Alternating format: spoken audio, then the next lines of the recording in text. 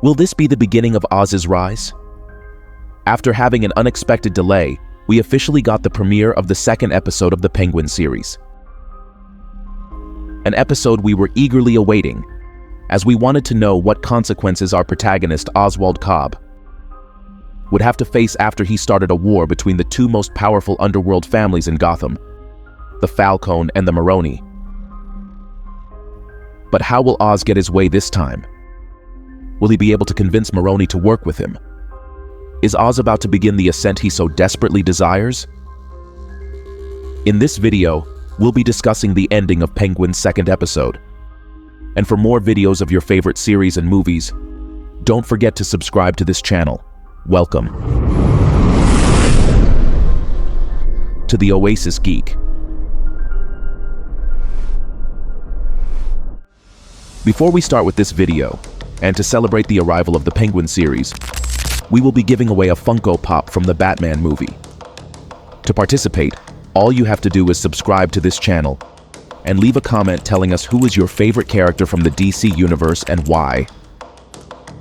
The winner will be announced on October 31st. This episode begins with Sophia Falcone, who is shown in the attire worn by inmates at Arkham Psychiatric Hospital, being moved into what appears to be a cell.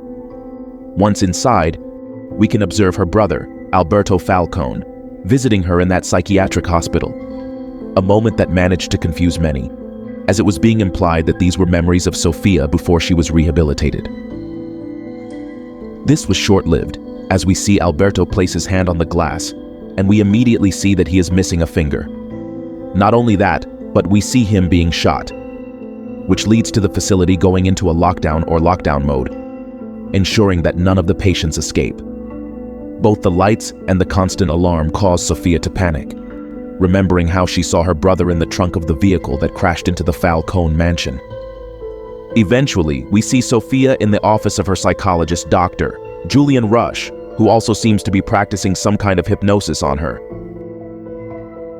He manages to calm Sophia down by trying to get Sophia to talk about what she experienced. But this doesn't work out so well for him. Who exactly is this individual who apparently won't be the only time we'll be seeing him? This is already a topic for a future video. Moving on, since we are introduced to what Oz is up to next, we can see how our protagonist visits the Blackgate prison again to meet with Maroni.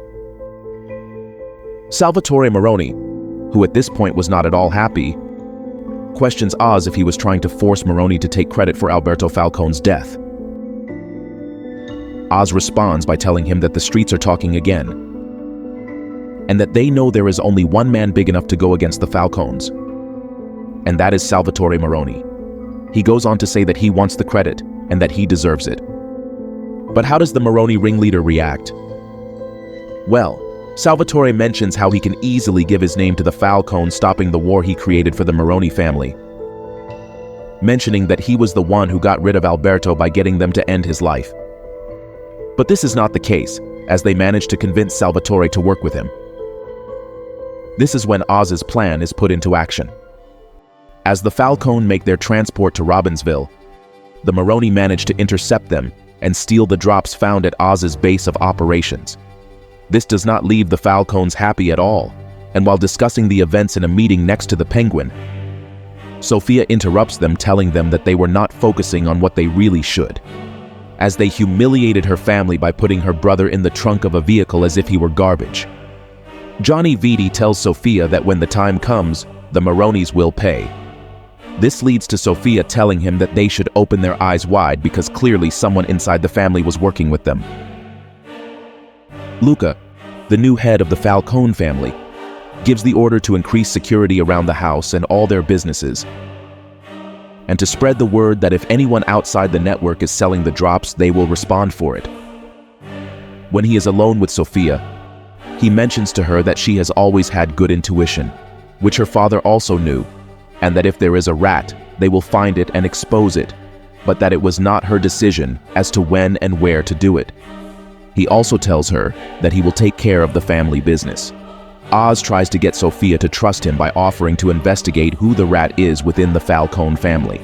Sophia doesn't budge, as she obviously doesn't trust him, and decides to hire a police detective who used to work for her father, who was an expert at finding those people who appear to be trustworthy but actually have other intentions, at least until he became addicted to drops. Meanwhile, we see how Oz continues to worry as he knows that Sophia won't stop until she finds out who was responsible for her brother's death. This leads him to start a new plan to secure his place in the Falcone family by blaming another of the Falcone family members for being the rat. We are, of course, talking about Johnny Vitti, who was already having friction with Oz, and thanks to the documents he secured in the previous episode. We saw that he has some photos of Johnny Vitti sleeping with the wife of the current head of the Falcone family, Luca Falcone. On the day of Alberto Falcone's funeral, several very interesting things happened. Starting with Oz, seeing that there is a crowd asking for Sophia to be returned to the psychiatric hospital, he empathizes with her by telling her the story of what happened with his mother when his brothers died, planting in her a seed that we will see bear fruit later on. This is when they are interrupted by Castillo, who tells Sophia that he has a phone call to take. Could it be that the call was just an excuse to keep Oz away from Sophia? Not exactly, as we see that the call is from the detective she hired, who had a big surprise for her by bringing her Ervad, one of the Maroni's drug lords who was injured in the operation where they stole the drops from the Falcone.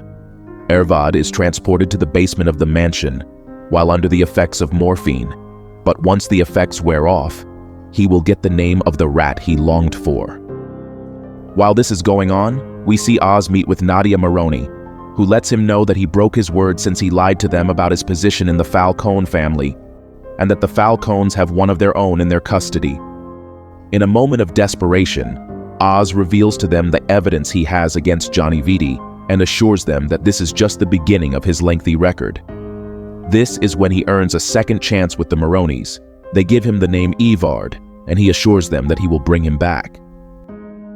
Oz continues with his plan to plant evidence in Johnny Vitti's car to make him look like the traitor of the Falcone family, a job he leaves in Vic's hands.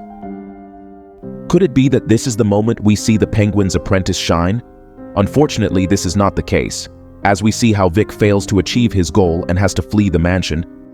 While this happens, Oz warns Luca of Sophia's actions and finds Evard tied up in the basement.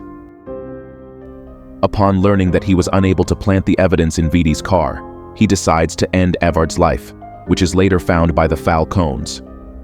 This leads to them all being locked in a room and searched to see which of them had the knife they used to kill Evard. Oz acts quickly, accusing Johnny Vitti of being the rat, and starts a struggle with him. He takes advantage of the moment to plant the gun on Castillo, getting Luca to execute him, and making Sophia upset since she wanted to take justice into her own hands. While Oswald teaches Vic what happens when they get cold feet and fail to complete a mission, he gets a call from Sophia Falcone, who lets him know that she refuses to let them push her away again like it's nothing, and that now it's her turn to take things from them just like they took from Alberto. Sophia goes on to explain how she will bring them to their knees, which will be fun, and proceeds to ask Oz if he would agree to work for her, to which he obviously told her yes. This episode culminates with the growing tension between the Falcone and the Maroni, as power plays and betrayals between their members ensue. With Sophia determined to avenge her brother's death and take control, and Oz increasingly caught in his own web of deceit, the balance of power in Gotham seems to be on the verge of collapse. The plot twists leave us with anticipation as to what Sophia's next move will be, and how the Penguin will maneuver to maintain his position in this dangerous game of chess, where every piece moved can mean the death of an ally or enemy. But tell me, what do you think about all this? Do you think Sophia will manage to take control, or will Oz manage to become the new Gotham's boss by means of a betrayal? And for more videos of your favorite series and movies, don't forget to subscribe to this channel. You are on The Oasis Geek.